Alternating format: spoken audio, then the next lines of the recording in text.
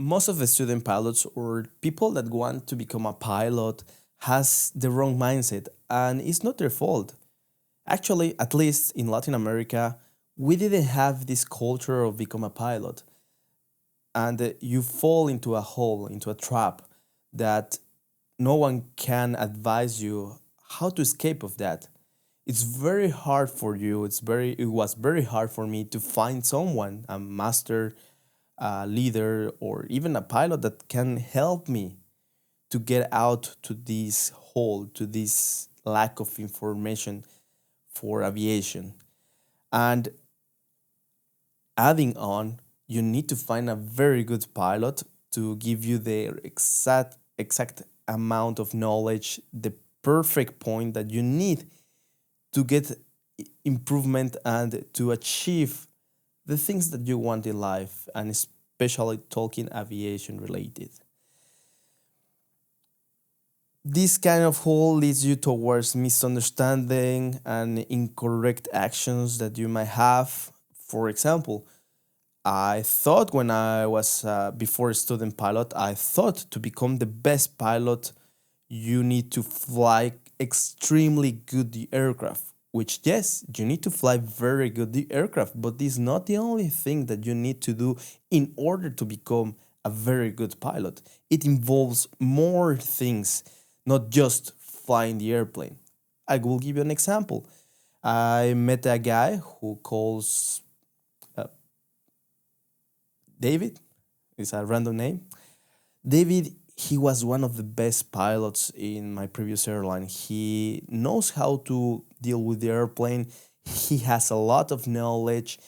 He was just in another level. He was extremely young person.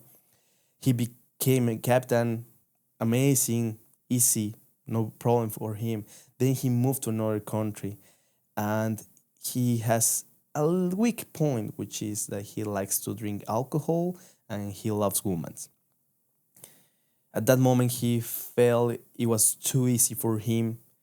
The path for becoming captain was too short. I think it was 3.5 years or less to become captain. It was it was like time record.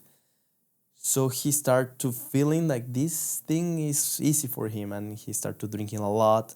He started risking his career by going sorry went to the airplane hungover. Just if he needs to stop 8 hours before, he just stopped 8 hours before drinking alcohol before his flight. So he was risking a lot, unnecessary risking. Sometimes he changed his sick days to have more days off, which of course the companies know when you are trying to do these kind of things, right? Like when you want to get some advantage, eventually the company will know. Anyways, so he was a great pilot. He could fly the airplane amazing, but he was lacking of these discipline actions. So what happened? Eventually, the company knows that he was not doing the right stuff. Eventually, they recognize that he was not that as disciplinary as they thought, and eventually he got fired. My point of this story is to tell you that flying is not enough. You need to have more steps in your life in order to be the best pilot ever possible. And I'm not here to tell you be the best one, because being the best pilot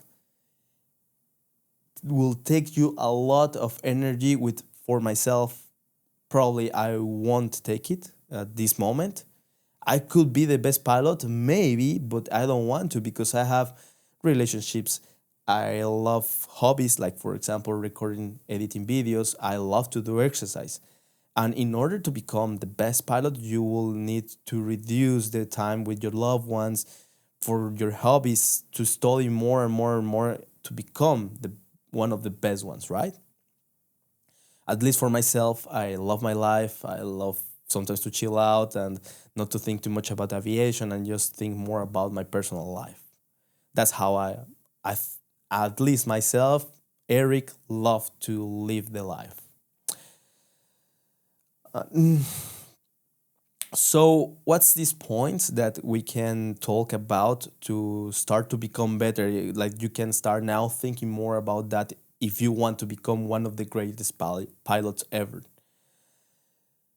There is a really nice book that it says that you need five pillars of wealth for your life. The first one is time wealth, which I just talk about this one, management your time. You need what you want in order in life to become or to be whatever you want to do, right?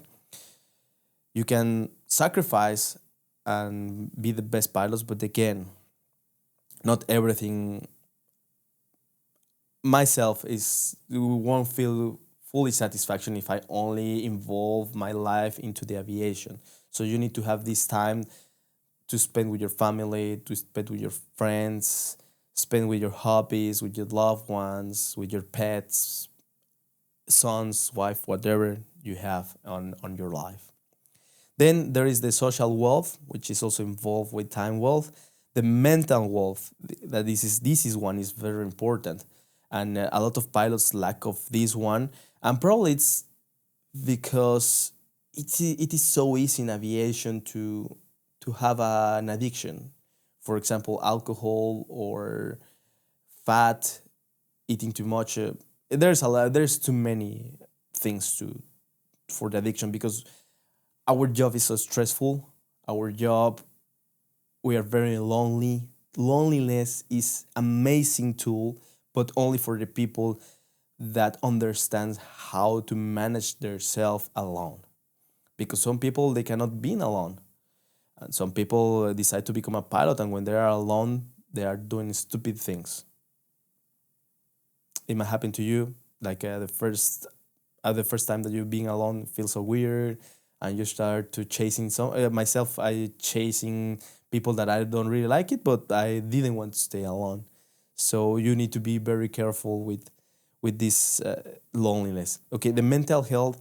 It's the brain is also a muscle, and you need to train this muscle. It's like if you are not training with therapy, with talking your problems and to fight against your problems, to facing the problems, you won't become a good pilot. Believe me, even though you are the best one flying the airplane, if you don't have a mental wealth, eventually this thing will going down because the base is very weak.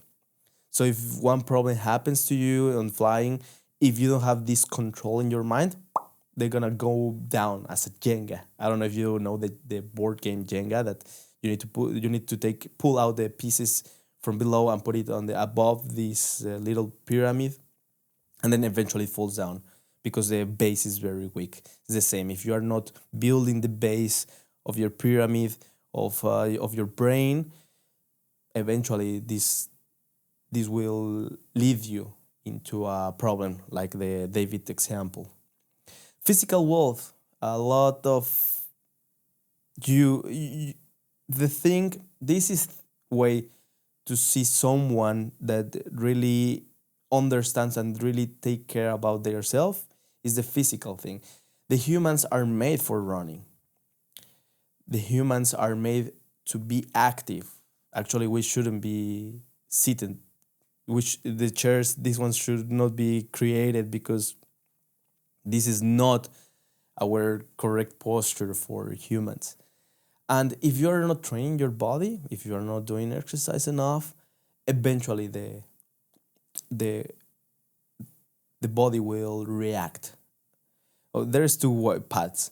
You will you will have a lot of pain when you are not doing exercise. For example, you have like the back pain, your knees gonna hurt, you will be overweight, a lot of things, or you will have pain because you are training. Maybe you have a lot of problems in your muscles because they are very tight. You need to stretch, but you decide this, and believe me, it's way much better to have these kind of problems from the exercise than having the problems or obesity or sorry, I don't know, so many things that can happen to you without doing exercises.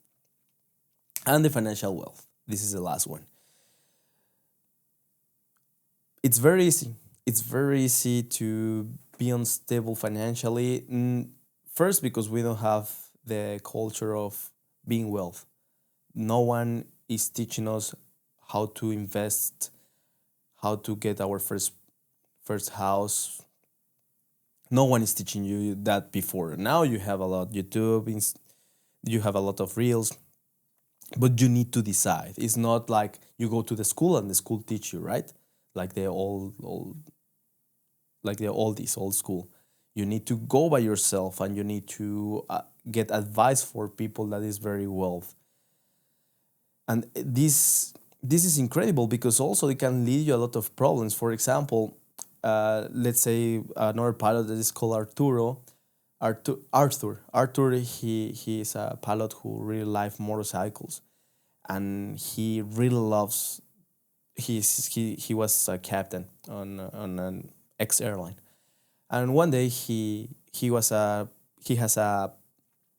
bike. It was like a BMW 1000 RR, like a very expensive one. It's like, I don't know now, like it's like one.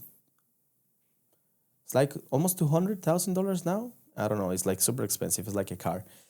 And this guy, 2 years later, he renewed this bike. He has a wife. He has kids. He bought a home. So he started to being out of running out of money. He has a lot of debt. His American Express was on the sky. So he need to change his job into a corporate. He was in commercial. He moved to a corporate because the money hasn't enough. Eventually, this pyramid collapses in the way that he couldn't manage his life over that moment, and he needs to rebuild it again. He needs to sell his bike. He needs to sell his home, and still need to support their kids, their family. And this can he maybe he could go in a very nice path into the commercial, and he needs to go back into general aviation, maybe now in a work that he was not happy at all, but it was the only option to get more money. At least I'm not saying that commercial is better than general aviation, but at least Latin America, Mexico, where I am from, the commercial aviation has more development. I know that probably in US and in other countries the general aviation is amazing, which Mexico is not that much, it's very small. But my point is, I'm telling you this because see, if you don't have this wealth into your life, you cannot become the greatest pilot. You cannot become you won't succeed as a pilot because you don't have the base. You don't have this solid structure, and yeah, it takes a long time to get this done and get this solid base. But if you want to skip the path, eventually this pyramid will fall down. Believe me, I have seen it so many times. I fall down myself many times because I didn't have the right mindset, or I didn't have the right financial wealth.